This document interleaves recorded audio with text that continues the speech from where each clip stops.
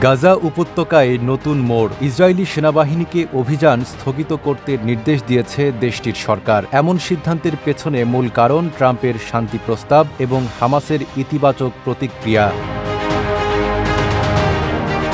৩ October Trump হামাসকে তার প্রস্তাবিত ২০ দফা শান্তি পরিকল্পনা মেনে নেওয়ার জন্য রোববার সন্ধ্যা ৬টা পর্যন্ত সময় বেঁধে দেন। যুদ্ধবিরতির এ প্রস্তাবের মধ্যে রয়েছে সকল জিম্মির মুক্তি, গাজায় আন্তর্জাতিক প্রশাসন প্রতিষ্ঠা এবং হামাসের অস্ত্র সমর্পণ। ট্রাম্প বলেন, যদি হামাস প্রস্তাব প্রত্যাখ্যান করে তাহলে তাদের জন্য পরিণতি হবে ভয়াবহ।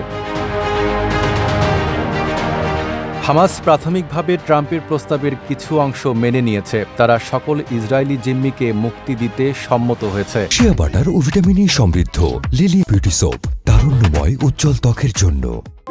এবং গাজায় প্রশাসনিক নিয়ন্ত্রণ একটি নিরপেক্ষ প্রযুক্তিগত সরকারের হাতে হস্তান্তরের প্রস্তাব দিয়েছে। তবে হামাস অস্ত্র সমর্পণের বিষয়ে অনিশ্চয়তা প্রকাশ করেছে এবং আরও আলোচনা প্রয়োজন বলেও মনে করছে।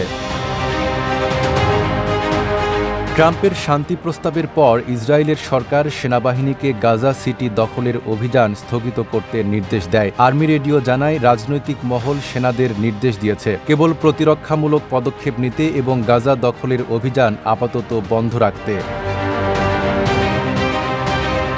Desk report, Dhaka post.